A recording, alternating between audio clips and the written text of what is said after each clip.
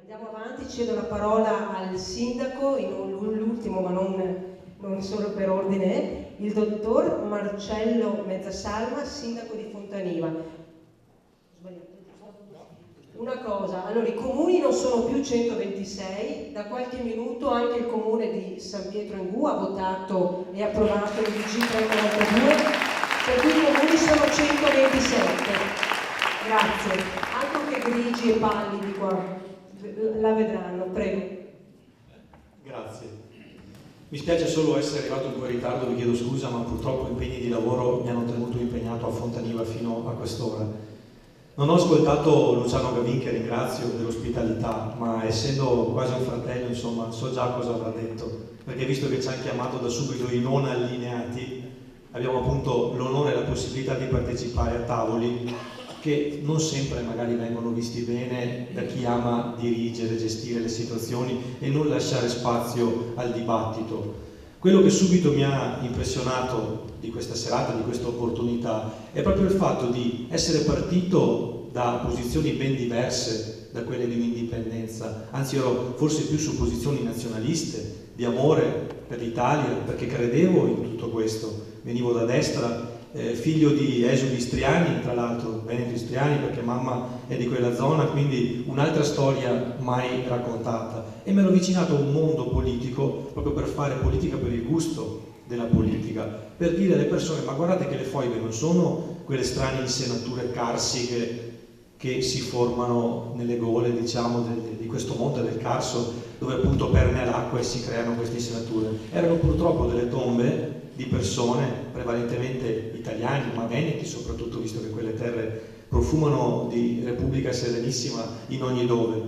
E allora volevo ribadire questo concetto, però già da lì avevo capito che forse l'Italia non aveva apprezzato. E mio nonno, che era triestino, parte di madre, mi diceva sempre: ma l'Italia non che vuol bene a Trieste. Questo ricordo sempre, perché diceva: io ho combattuto per questa nazione, ne sono orgoglioso. Aveva un principio e anche una forma mentis molto molto naturalmente improntata a quel tipo di storia che veniva insegnata a scuola. Lui era laureato in farmacia qui a Padova e partì, andò a difendere la sua patria, però non aveva mai accettato quella resa che ci fu alla fine del secondo conflitto, che fece perdere tutta una parte meravigliosa, una parte veneta dell'Italia, perché nessuno volle combattere, perché era più comodo cercare di avere buoni rapporti con Tito, perché logicamente si contrapponeva a Stalin e quindi serviva per tenere un po' di equilibrio tra i due blocchi che si erano contrapposti. Dico questo perché le cose della storia d'Italia ormai insomma le conosciamo tutti, non ce le possono negare, così come anche con un po' di sforzo anche degli amici sindaci quella delle foibe. Quindi non vado a ripetere quello che ha già detto in maniera meravigliosa Bobo, ma che ha detto anche Stefano, di cui ho apprezzato veramente di entrambi questo discorso e soprattutto questo approfondimento storico. Anch'io l'amavo molto la storia, volevo portare la tesi, ma visto che avevo delle idee un po' contrapposte, soprattutto all'ideologia che c'era in quel periodo nei professori di parte sinistra, insomma, mi dissero: porta la questione meridionale, quindi approfondì quella per evitare scontri su altri fronti. E quindi parte di madre che mi dà questo spazio, questo respiro, e parte di padre che nacque in Sicilia, quindi tutt'altro posto altrettanto amante tra l'altro dell'indipendenza, perché io rimasi sconvolto quando andai in vacanza una volta con mio padre, entrai a Catania, era il periodo in cui i bossi erano molto forti, e trovai Roma ladrona, la Lega ti bastona a Catania, e dissi: ma che succede papà? Guarda che qua a livello di voglia di indipendentismo ce n'è sempre stata moltissimo. Tentarono anche di andarsene con gli Stati Uniti, insomma ci furono parecchie cose, solo che la loro fortuna, la fortuna dei siciliani, malissimo amministrati, con uno statuto che se ci fosse qui in Veneto credo che la Svizzera ci farebbe un baffo,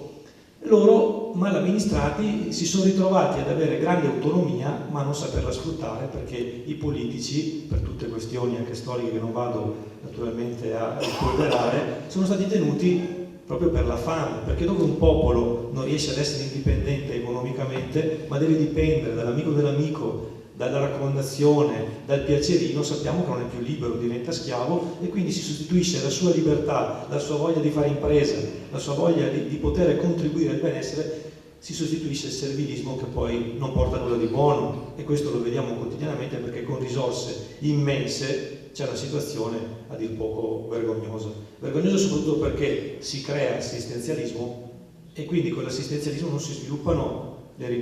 vere risorse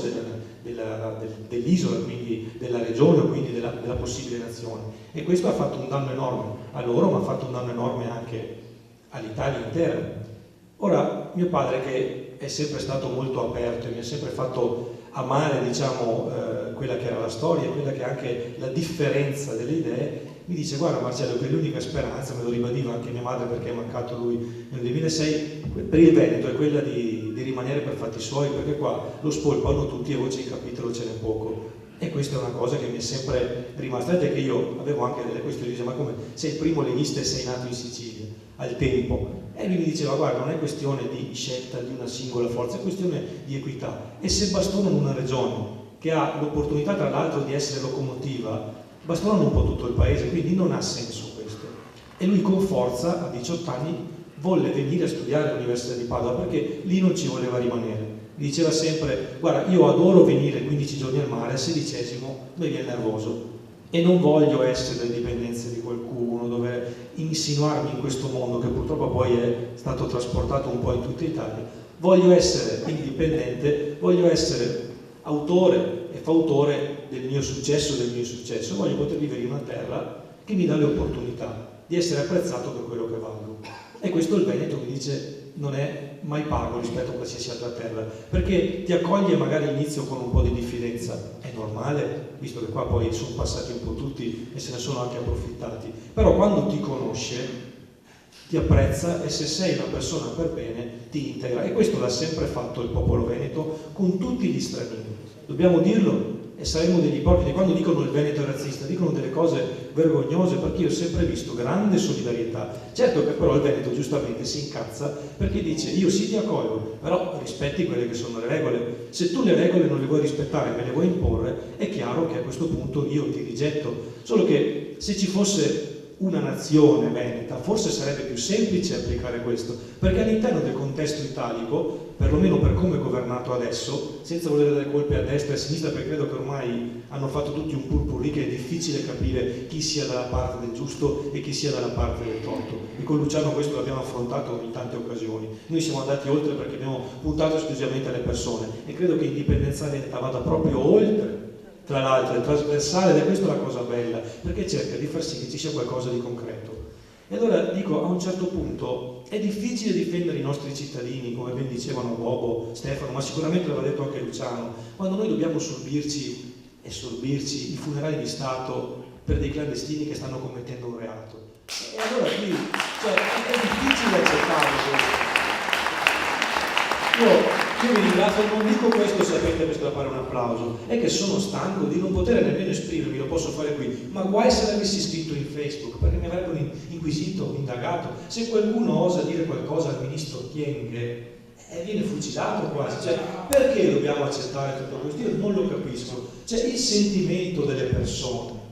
il sentimento di chi è in questa sala, chi è in un bar, chi è in una fabbrica, chi è in un ufficio pubblico, è totalmente in distonia da quello che ci vogliono imporre come pensiero comune. Noi dobbiamo essere buonisti a tutti i costi, dobbiamo dare le case dell'Ater per la maggior parte solamente agli extracomunitari. E non è una questione di razzismo, è una questione di buonsenso. Io ho visto in sala, Luciano, anche l'ex sindaco che ti ha preceduto, e mi ricordo una sua battaglia di Sergio Acqua sulla questione che ho condiviso della possibilità di dare gli alloggi dell'Ater alle persone che sono qui nate, che sono qui residenti. Perché cosa succedeva? Che addirittura chi aveva una casa, chissà perché succede sempre ai cittadini che provengono dal Nord Africa o da paesi del genere, se non aveva i metri quadrati giusti, l'ho scoperto io studiando quello che facevano loro, venuti magari dal Marocco, hanno diritto ad avere un secondo alloggio, e magari un nostro cittadino che ne ha bisogno non entra perché non ha tutti i figli, perché ha un reddito, perché ha un minimo, voglio dire, di sostegno sociale. Morale della favola, abbiamo fatto in consiglio comunale un ordine del giorno, abbiamo aumentato i punteggi per i residenti, però a gran poco è servito. Quando ci sono le graduatorie,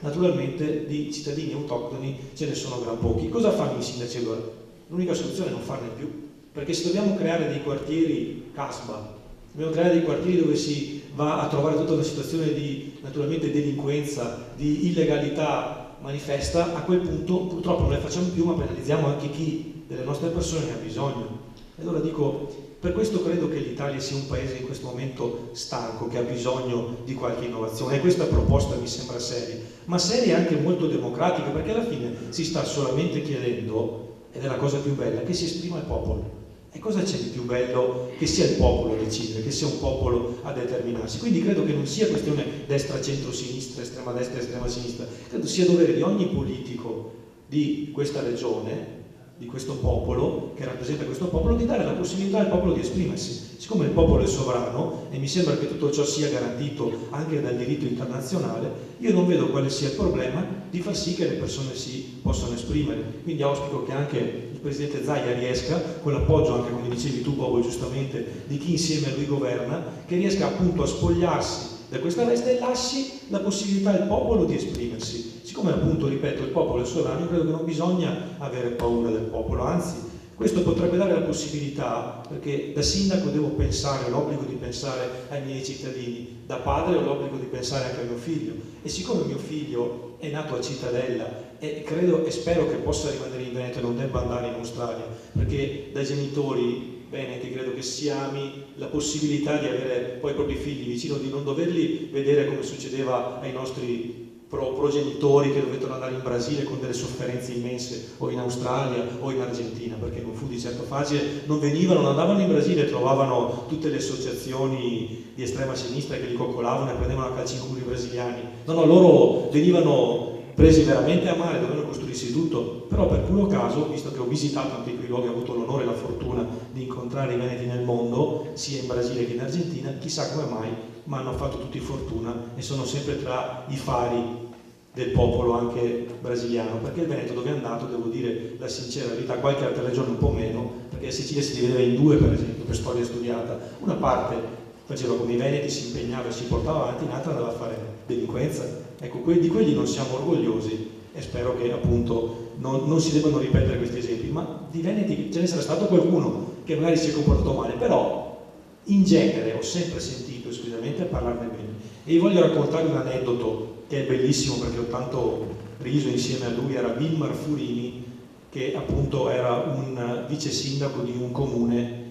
di Rio Grande do Sul del Brasile, non ricordo esattamente il nome, veniva da una parte estrema e abbiamo fatto una mangiata tutti insieme quando siamo andati a trovarli. E allora, scherzando e parlando in tavola, senza che avessimo espresso ancora nulla della situazione italiana, si discuteva un po' e mi diceva: guarda, siamo così stufi di lavorare, perché c'è un bellissimo dialetto veneto che ricorda quello dei nostri nonni, ma mantenere che i 4 negri del nord che non te che idea. E allora lì ci è venuto da ridere, ho detto: allora i veneti, che sia qua, che sia in altro capo del mondo, è destino di lavorare perché devono mantenere qualcun altro. La battuta a parte, ho detto: Vilma, chi ti viene a fare la Lega del Rio Grande do Sul, che abbiamo detto. La risposta è stata: no, che non sappiamo, mi mega mandare all'esercito. Quindi, voglio dire, il sentimento c'è, perché? Dico questo aneddoto per dire che lo spirito che hanno i veneti, che poi hanno tramandato il senso di popolo, hanno tramandato questo e hanno mantenuto la cultura originaria, hanno mantenuto e continuano a fare così. Cioè, se voi vedete il Brasile, per fare un esempio, vedete che Salvador de Bahia ci sono ste belle donne, danze, festa. Non è così nel Rio Grande do Sul, che è un pezzo di Veneto, veneti per la maggior parte e tedeschi e qualche polacco. Lì la gente va a lavorare presto, si alza presto per andare a lavorare, va a dormire presto, fa una vita molto riservata, va in chiesa, mantiene le tradizioni. E la cosa più bella è che nel 2010 mi sembra che sono arrivato lì a Nova Padua, con cui poi ci siamo gemellato, siamo entrati in un bar e parlavano dialetto veneto. E vi assicuro che la prima volta che succede una cosa del genere in Brasile, dopo un viaggio di 20 ore, cioè uno rimane frastornato, però è lì che capisci che c'è l'identità di popolo. Perché non è dappertutto che funziona così, perché in Argentina, dove c'è invece, diciamo, una mescolanza, c'è poca gente che ricorda la propria lingua, il proprio dialetto, come lo voglio chiamare, anche se è più corretto chiamarla lingua. Lì c'è un po' di italiano così, mezzo mescolato con lo spagnolo, e invece dove ci sono le comunità venete si continua a parlare dialetto veneto. Tant'è che Giorgia Miazzo di Carmignano ha fatto un bellissimo libro, per chi la conoscesse, che parla del taliano, perché essendo loro appunto arrivati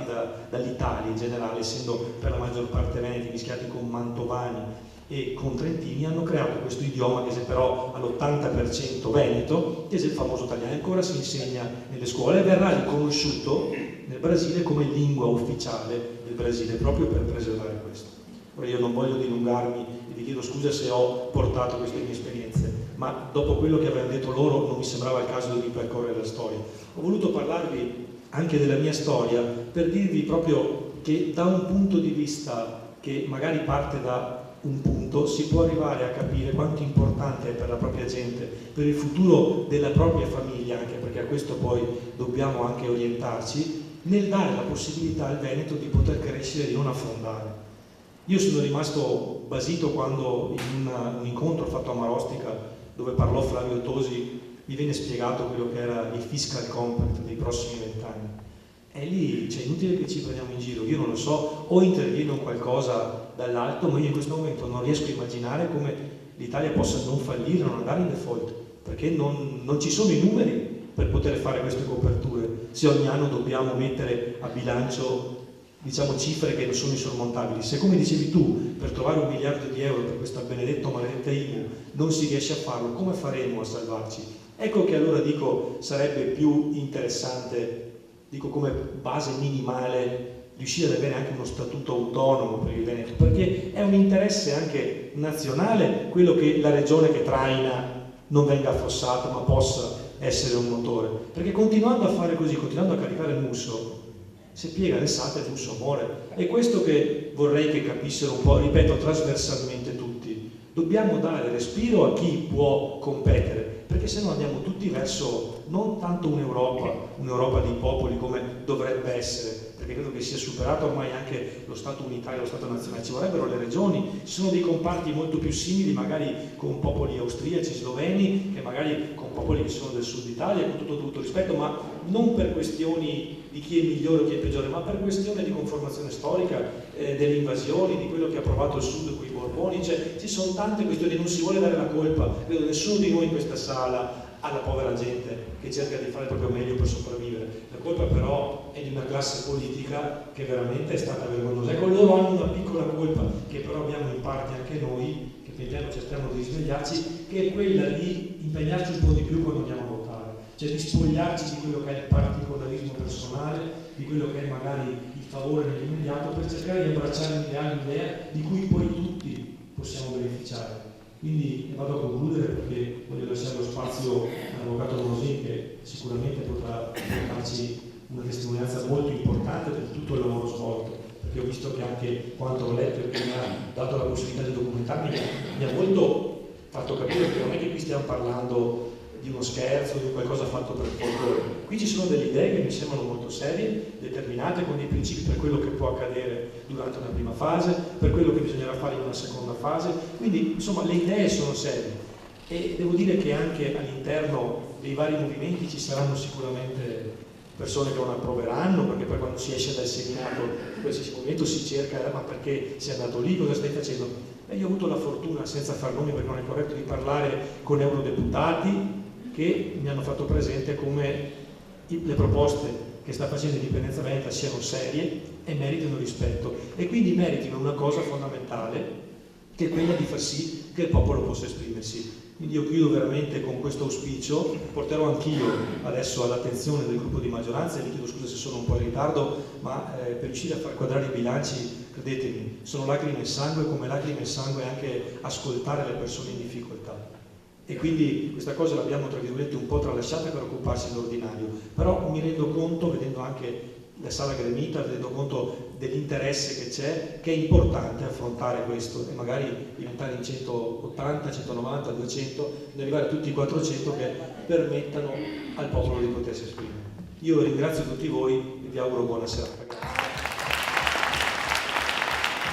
Grazie, dottor Sasso.